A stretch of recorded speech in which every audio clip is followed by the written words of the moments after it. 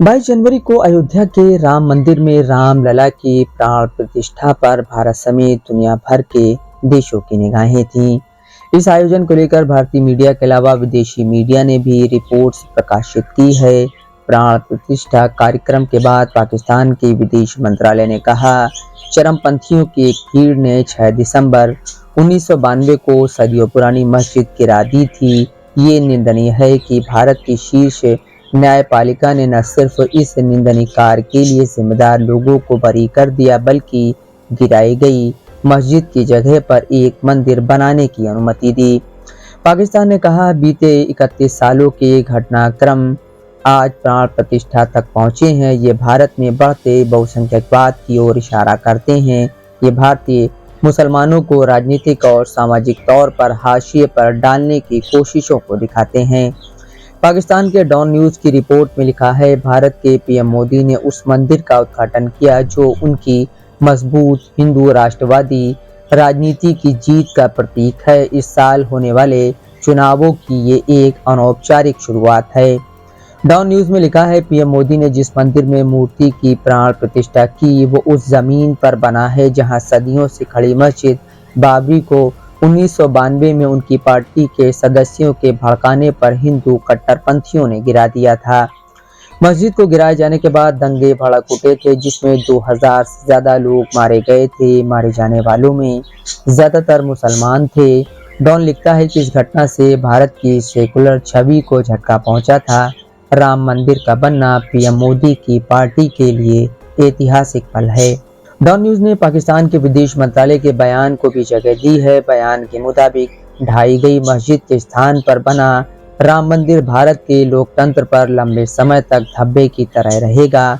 ध्यान देने वाली बात यह है कि वाराणसी की ज्ञानवापी मस्जिद और मथुरा की शाही ईदगाह सहित ऐसी मस्जिद की सूची बढ़ती जा रही है जिन पर ऐसे ही ढाए जाने का खतरा बना हुआ है।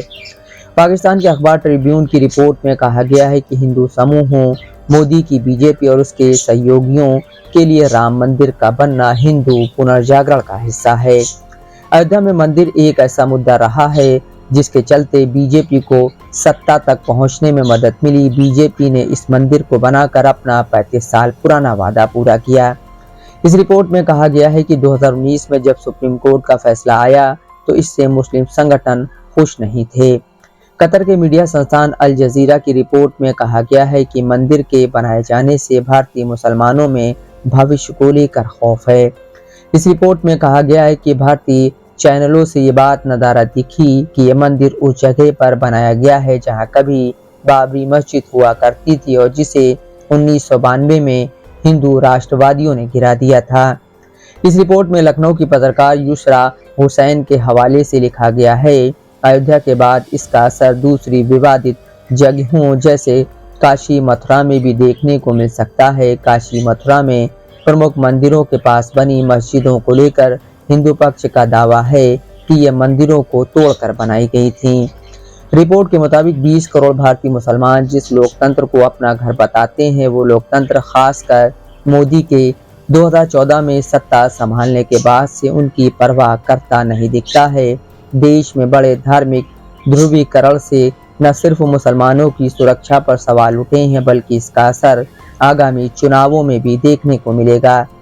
अल जजीरा की रिपोर्ट में कहा गया है कि धार्मिक भावनाएं जब उफान पर हैं तब अगर हिंदू बीजेपी के साथ चले गए तो चुनावी समीकरण बदल सकते हैं। लखनऊ के पत्रकार हुसैन अख्तर कहते हैं 2024 के चुनाव बीजेपी को एक तरफा जीत दिलवा सकते हैं। गल्फ न्यूज़ की रिपोर्ट में कहा गया है कि करोड़ों भारतीयों की मांग थी कि भगवान राम का मंदिर बनाया जाए। इस आयोजन में 7,500 लोग शामिल हुए। इसमें उद्योगपति, नेता, फिल्मी सितारे भी रहे। ये प्राण प्रतिष्ठा भारत में एक राष्ट्रीय आयोजन की तरह रही। टीवी चैनलों पर इस आयोजन की लगातार कवरेज हुई। कुछ चैनलों ने इस आयोजन पर कहा, राम राज्य शुरू। खलील टाइम्स की रिपोर्ट में जानकारों और आलोचकों के हवाले से कहा गया है कि ये मोदी के चुनावी अभियान की शुरुआत है। इस मंदिर को बनाए जाने से तीसरी बार पीएम मोदी के रिकॉर्ड जीत हासिल करने की संभावनाएं बढ़ गई हैं। देश की 80% आबादी हिंदू है। तुर्की के मीडिया संस्थान टीआरटी वर्ल्ड ने अयोध्या पर एक लंबी रिपोर्ट की है। इस रिपोर्ट में कहा गया है कि 22 जनवरी को राम मंदिर को खोला गया है, लेकिन इसकी शुरुआत 3 दशक पहले तब हुई थी जब दक्षिणपंथियों की भीड़ ने बीजेपी नेताओं के उकसावे के बाद बाबरी मस्जिद को गिरा दिया था।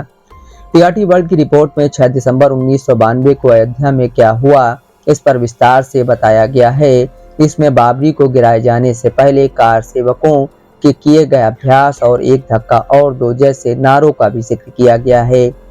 टीआरटी के मुताबिक उस दिन जो हुआ उसने भारतीय इतिहास को बदल दिया। आधिकारिक तौर पर धर्मनिरपेक्ष देश ने हिंदू बहुसंख्यक देश बनने की दिशा में पहला कदम बढ़ा दिया था।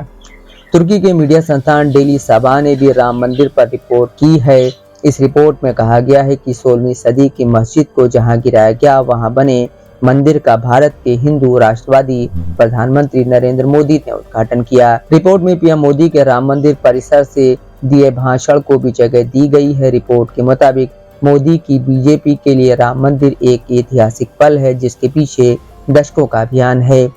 साथ ही रिपोर्ट में उन लोगों से भी बात की गई है जिन्होंने मंदिर निर्माण के लिए पीएम मोदी को क्रेडिट दिया और कहा गया है कि एक दशक पहले सत्ता में आने के साथ ही बीजेपी और मोदी ने हिंदू आस्था को आगे रखने की कोशिश की है। Bureau report, Dastak live news.